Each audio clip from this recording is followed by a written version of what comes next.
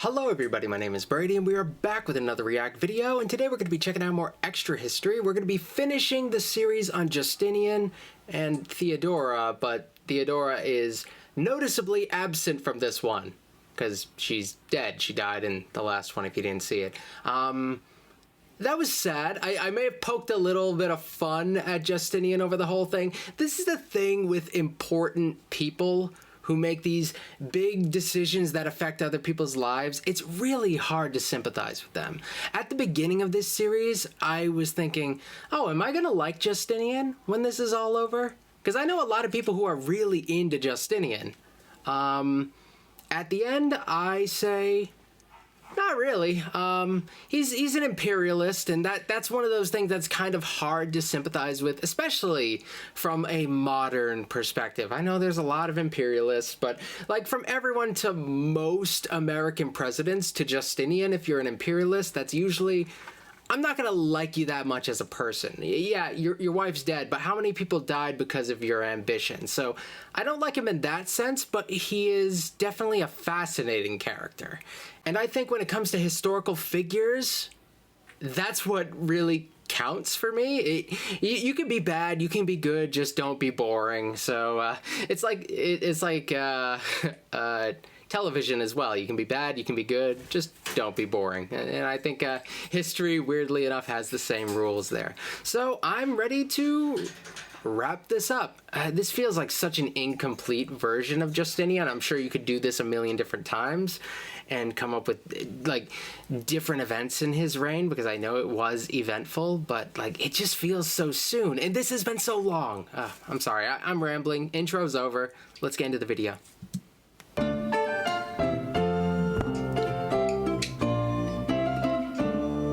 Our time with Justinian is nearly at an end. His conquest of Rome lost, his people decimated by plague. The last man to dream of a reunited Rome has seen that dream slip through his fingers. But Justinian was never idle, even as he crossed his 65th year, and he was never one to give up on that dream. And yeah, Justinian's, I don't think the length of his reign really came across super well in this series, and that's not their fault because this is supposed to be like a condensed version of his history. But like the amount of time that has passed, I feel like they've thrown numbers at me every once in a while, yes, but I feel like it hasn't been very clear how long this has been, because it's really been kind of a slog, and you're condensing these rather large events into like these little bits of highlights. though it would never seem as natural or as inevitable as it must have in the 530s, to the mind of Justinian, the thing that had once seemed his glorious destiny was still in the 550s his responsibility. And so, where luck, brilliance, and splendor once served, labor, persistence, and time would now be his tools. With monumental effort, an empire near ruin was brought back to a functioning and even somewhat prosperous state. With renewed national fortunes came that lifeblood of armies, money. With the cash in hand to once again pay soldiers and equip troops, Justinian prepared to deal with the threats that had assailed the empire from all sides. So here's the thing about Justinian that has really kind of frustrated me this whole time. He seems like he's a really good domestic policy guy, at least from what they're showing me here. His imperial ambitions come off as kind of selfish in a lot of ways. I understand there's a lot of culture that builds into this, but in the end, it kind of comes off as selfish when he has all this governing talent. He doesn't necessarily have to be throwing people's lives away. That's something for kind of his legacy, this completionist tendency that he seems to have towards the idea of Rome, this larger idea that goes beyond his own empire at this point. And that just is so frustrating because he could be a really good governor in peacetime if he only allowed himself to be. At least, like I said, from what I'm getting here, I have a limited understanding of Justinian, but going along this adventure to reflect upon that, I've kind of liked a lot of his domestic policy when he wasn't like slaughtering his people, but you could argue that he had very little choice there. And so we come to one of the most inscrutable parts of the reign of Justinian, the Last Company. the final group of men that he would choose to execute his will and restore the empire. For he chose a group of men who seemed like impossible candidates. They were ancient men, the last of a generation. He picked the Septarian basics to retake Lazica, though he had largely been at fault for re-losing Rome. He chose Scholasticus, a court eunuch without any experience. That's a Roman name. To command forays against the Slavs to the north and to retake Italy. He picked the aging eunuch Narses, the same Narses who had bribed the demes for Justinian during Nika, and we've done this. There's no way this is gonna work out well. I mean, I know this isn't like fiction, and things don't have to go the way they seem they're going to go because these are like actual people. But I always tend to look at history from like a writing standpoint sometimes when I'm like, oh, what's gonna happen next? This seems like the most sensible thing to happen next. Things are gonna go wrong. It's gonna be Narses' fault. They don't have to be. It doesn't have to go that way, but it feels like it's going to. Yes, the very same guy who may have doomed the first Italian campaign by disputing Belisarius' commands. It was a strange bunch to put in charge of an army, and yet in Lazica they won. How did he feel about him? And like, at last, how did Justinian feel about that guy? Recognized Lazica as part of the Roman sphere, and in the Balkans they won. It may have taken some diplomatic wizardry from Justinian, but they won. And in Italy? In Italy, Narses did what Belisarius could never do. He finally kicked the Ostrogoths out of Italy entirely. Sure, he had 20,000 men at his disposal and a full purse to work with, but with these resources, he was at last able to pin the Ostrogoths down in open battle. And I think the resources that he has, too, also reflect upon Justinian's power as a head of a government. Like his ability to provide for his army in this stage, after all they've been through. That's why he like ticks me off so much, because he's just so good at that, and he could like harness these resources in other ways, but no, he's got to take everything. He wants the world, and you know, that's what happens often when there are centuries of culture behind a leader. There's all this pride here, and it would be insane not to try to take the rest of Rome. But from my perspective, he looks mad to me. Truly, conclusively beat them in the field. In Italy, they finally won. Heck, while Narses was out in Italy, Justinian even received a letter from Hispania requesting his help, and sent 2,000 men under the command of the octogenarian bureaucrat Liberius, who promptly took over half the country and set up the province of Spania. If nothing else, Justinian's one great talent was... Oh, that's kind of huge. Even when all odds seemed against it, knowing exactly the right person to pick for a job. And that talent hadn't failed him, even when so much else had.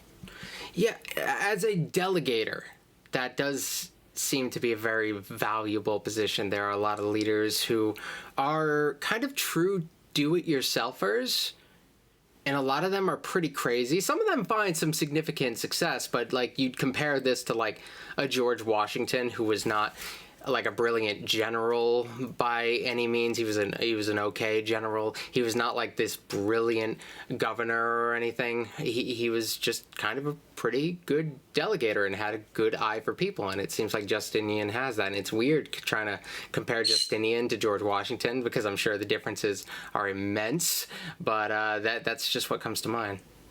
But nothing is ever quite done. A wave of natural disasters hit the empire, and then the plague returned. Oh no, not again! Bring the empire to its knees the way the first wave did. It did create an opening for the Bulgars to sweep out of the north and raid the empire again. A contingent of them even came within 100 kilometers of Constantinople. With no other armies nearby, Justinian called on Belisarius one last time. The general, who had long since put down his arms, gathered together a force of retired soldiers, guardsmen, and volunteers from the demes for one last service to the empire. And here he did what Belisarius does. He set far more campfires than he had men, and as the battle began, he had his main force make as much noise as possible while he secreted away a part of his army for an ambush. And when the Bulgar forces attacked, they thought themselves outnumbered and surrounded as the ambush force poured fire from one side, and they heard the great din from the other. And so they fled. But that would be the last... Yeah, make as much noise as possible, because that's what an army would want to do.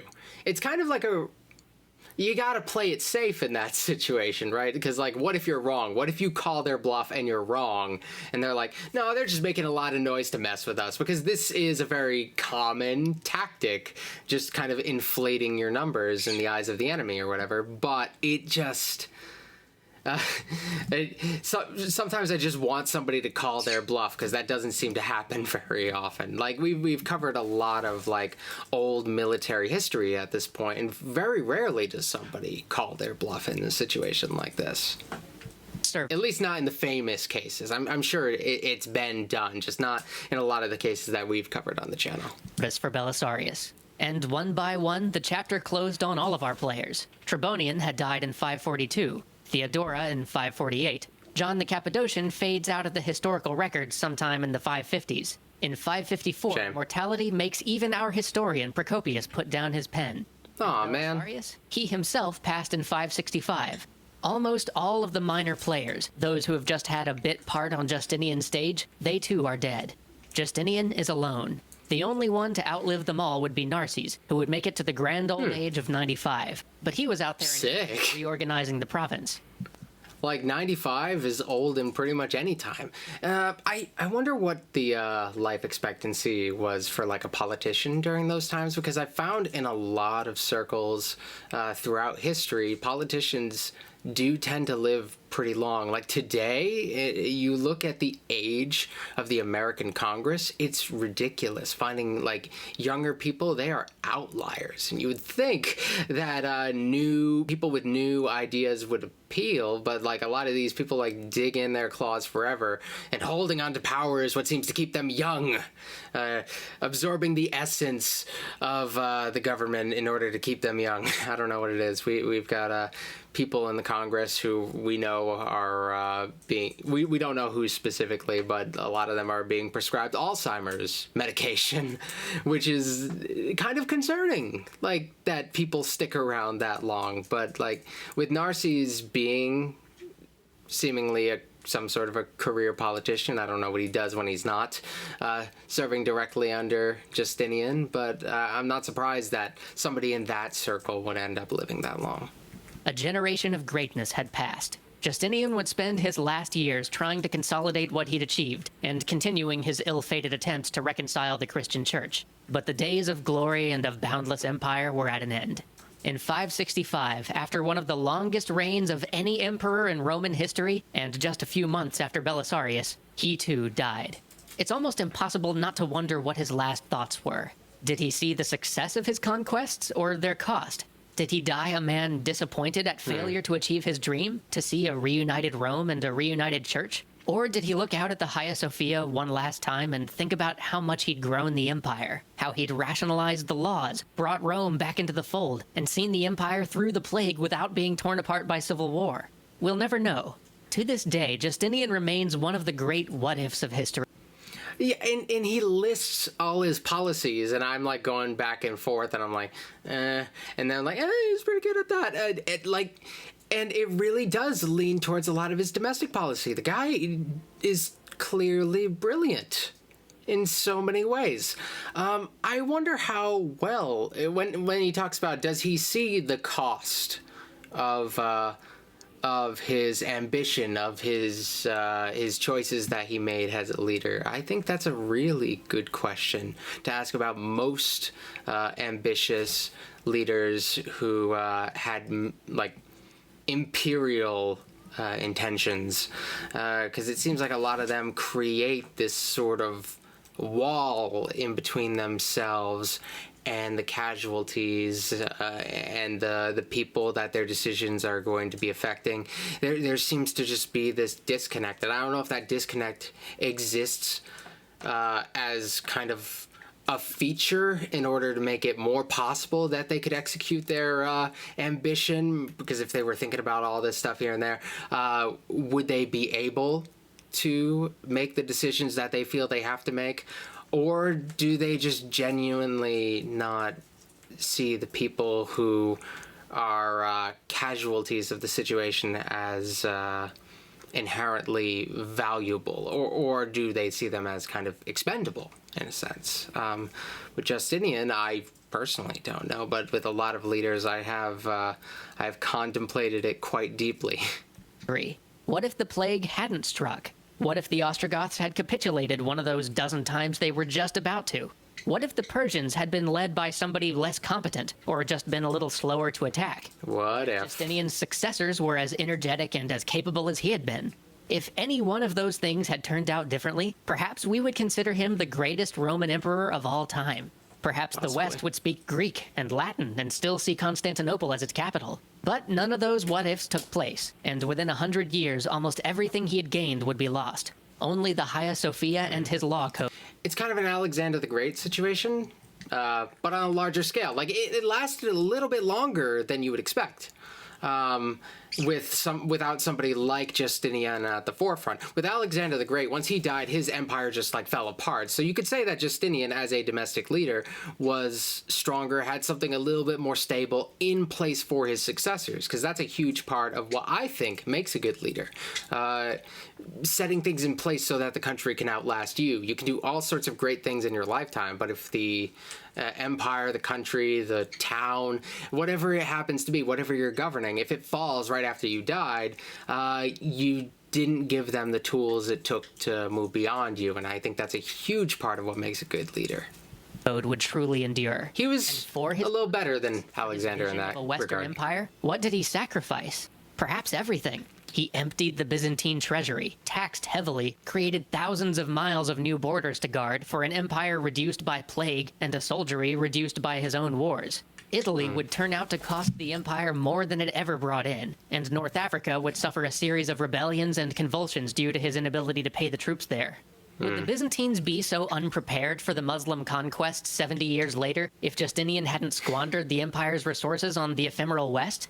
Would the empire have been bled dry by continuous Persian wars and further conflict with barbarian tribes to the north if Justinian had just instead focused all that energy on settling these problems rather than his romantic dream of restoring Rome?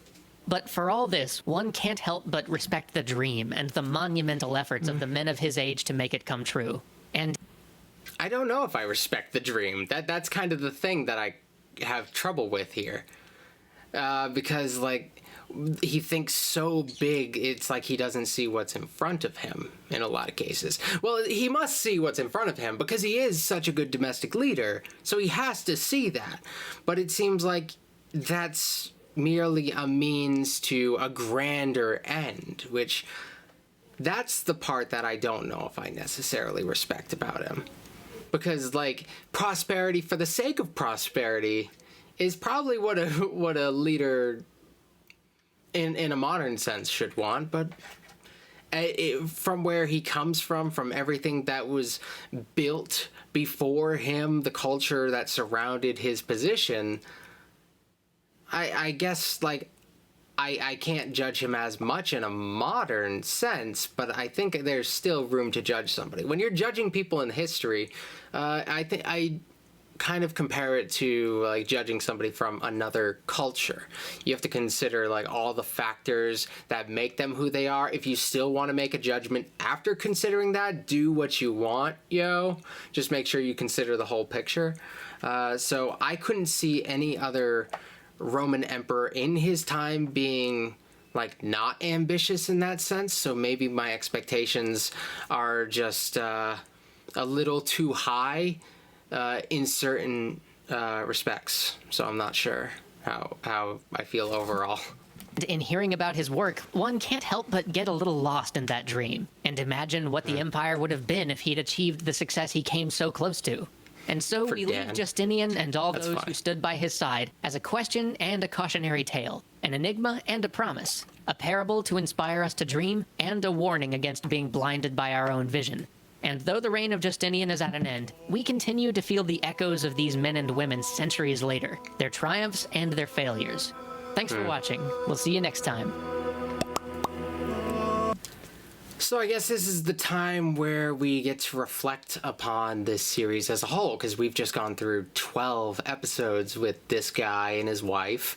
So, wow, it is quite the story, and I can tell that this is not even the half of it. You could have done this again, taken it from a different angle, and had a really interesting series that's completely different. I felt like by the end, I respected Theodora's role in his life and how important she was, but I still kind of felt like I wanted more, and I feel like there is more to be learned about her. I feel like I learned way more about Justinian than I learned about Theodora as a person, and I feel like I learned more about Belisarius than I learned about Justinian, which is even more interesting. I like learning about the people that surround him. He is very much both a product of his environment in some respects, and the type of person who's able to morph and shape his environment. He has such powerful influence, even for a Roman emperor. So that's really cool. This was a really fun series, and I'm going to be continuing extra history stuff going forward. I've got plenty more series to do on here, and hopefully I'll get around to the next one real soon. Let me know which ones you want me to check out. I have the next one already decided, but it's always good to know which ones you guys want me to do, so maybe I can put that on the list later down the line. But we'll see where we end up in the near future. Thanks for watching, and I will see you guys tomorrow with another video. All right.